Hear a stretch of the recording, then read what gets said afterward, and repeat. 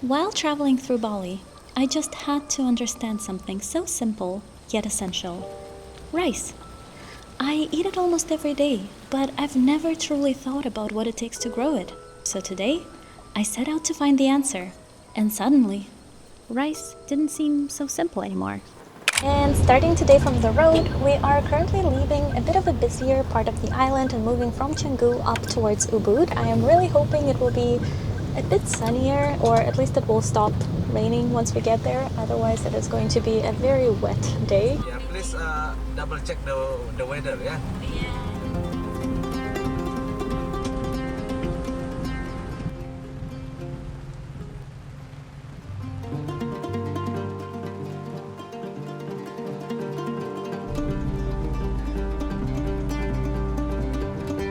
The goal for today is to learn as much as possible about how rice is being grown and harvested.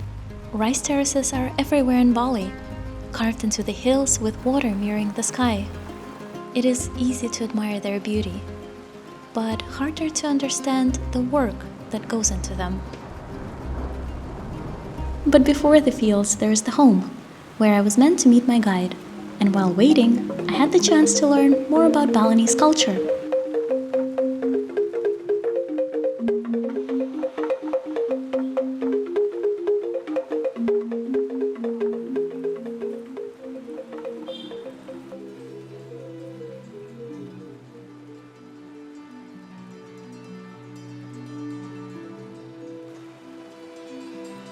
So we dry it first and then we...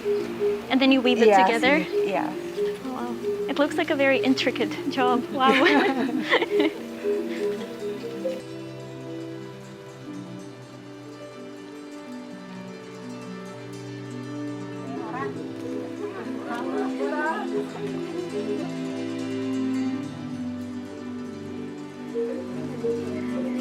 I think so.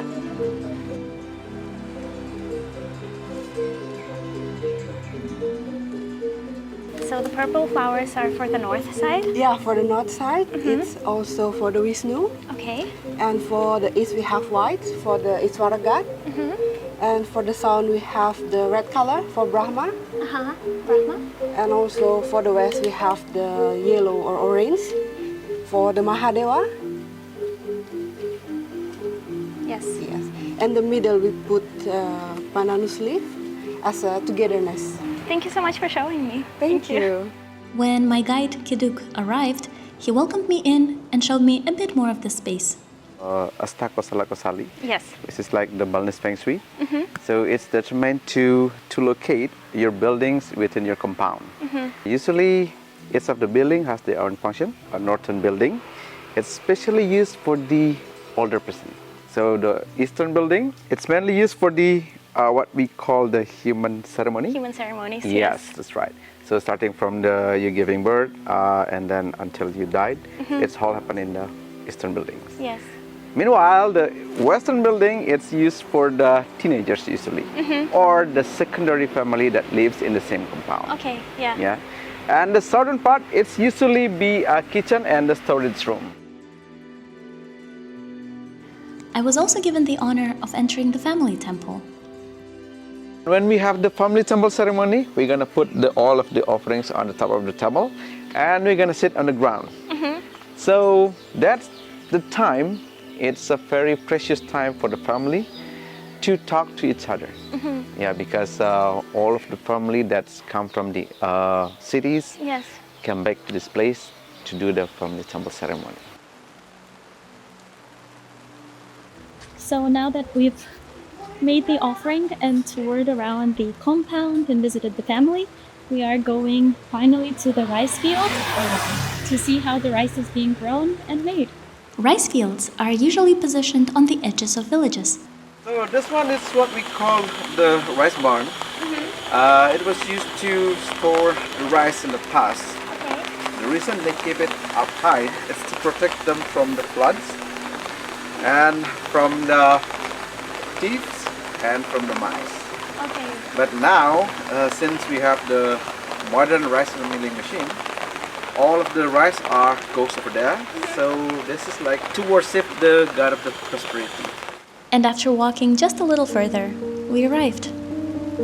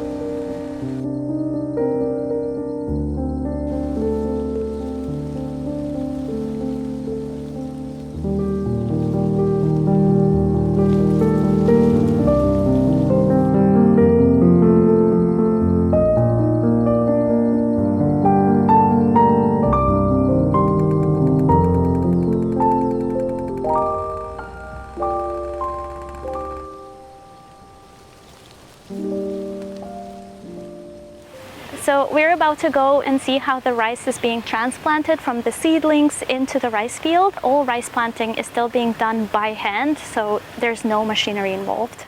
So the seedlings, it was then a transplant from what we call the seeding place, and then they're gonna transplant to the area where they're gonna plant the rice. Yeah. So in the past, they're gonna use to plant the rice by moving backwards. But now they're gonna do the vice versa, but they're gonna need to draw the design. So much more faster if you plant forwards with the design in front of you. And by the design, you mean how it's planted? Yeah, in the lines? the line that you see over here, it's the draw the layout, the design. Oh, okay. So easier for the farmers to see the line and then to plant faster. And the water, the way it moves from one terrace to another, I can Yes. see that there's like a little tiny stream. Is that Yes. how it happens? Yes, Oh, yes, that's okay, right. I see. As the rice grows, the grass becomes taller and then it turns from green into this golden color, and that's when you know that the rice is ready for harvesting. So I was told that these plants need about 2 weeks more before they're ready to be cut down.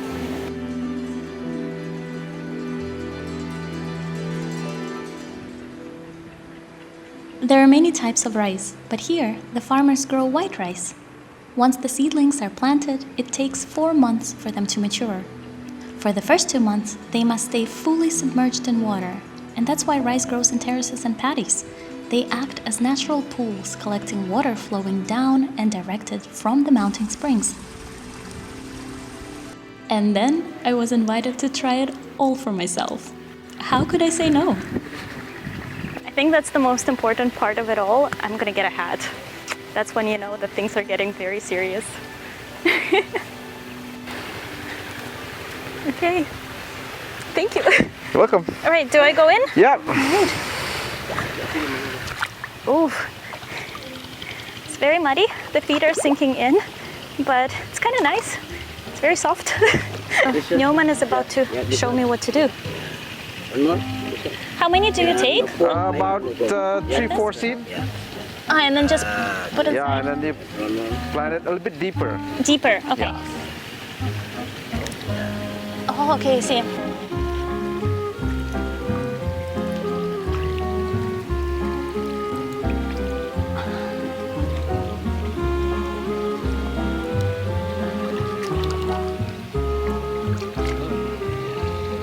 Yes? And awesome. Finish? Yeah. Oh wow, okay. Thank you so much for showing me how it's done. But before planting begins, the paddy must be prepared by turning and leveling the soil. And that was my next lesson. So one on the ropes, One on the ropes, yes. one on the bamboo. One on the bamboo. Yeah. So the bamboo, it's used to steering the cows, and also you use for leveling the soil. Rope, it's you use to control the speed of the cows. Yes. What do you mean control the speed of the cows? So if they move faster than you You can pull? just pull. Okay. So you can slow down. Uh-huh. Otherwise, if you are too slow, then you can just has it up. Okay. All right. Take it? Yes. Okay. I have my hat. I'm ready. Yeah, and one on the bamboo, One like on I told the you. bamboo? Yes. Okay. Yes. How fast are they supposed to go? Is this Yeah, that's good.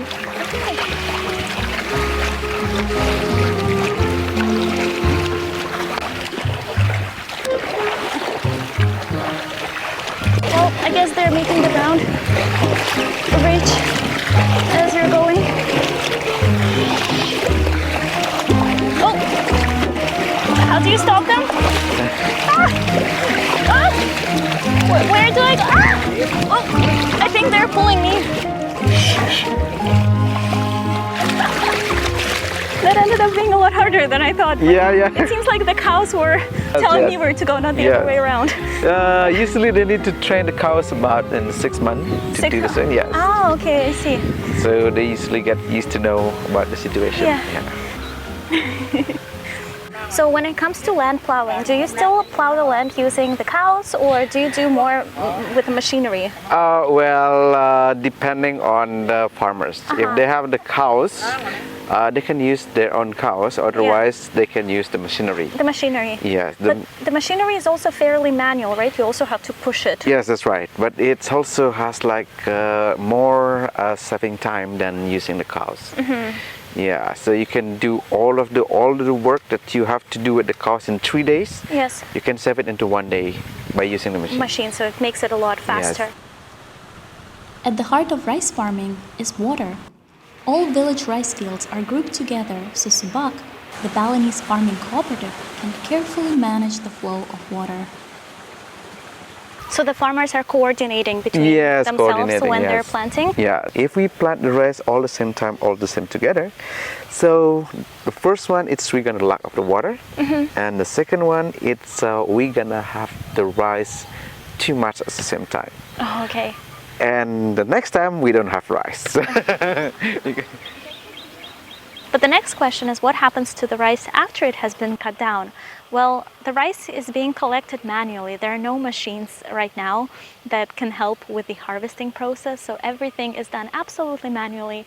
And then, depending on the farmer and how much land they have, they might keep some rice for themselves and then sell the rest to the milling machine, where the rice is being processed further. Eventually, it was time to say goodbye to the hat and to Kiduk. Thank you.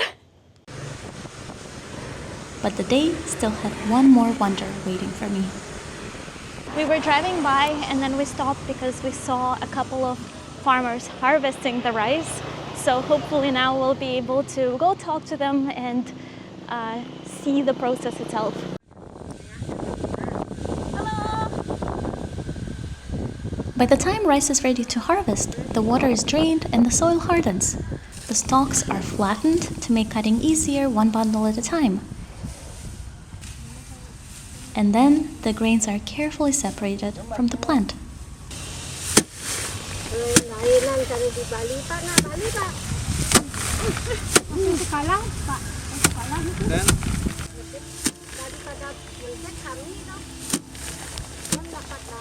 And of course, they didn't just let me stand and watch. I had to try it for myself. Just hitting there. With the power, more power.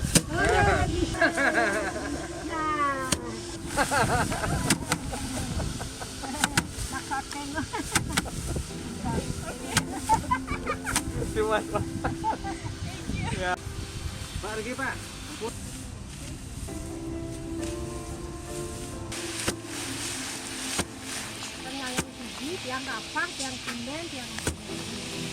And once the grains are separated, they are packed away, ready for the next step in the cycle.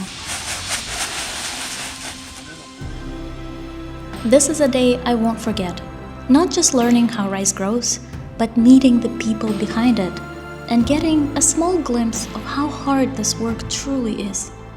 I only tried it for a moment, and that's nothing compared to the effort the farmers give every day. As one harvest ends, another planting begins, repeating the cycle. And now when I'm eating a spoonful of rice, I know that it's 4 months of strenuous work that is done by farmers. I want to remember this. And well, I hope you do too.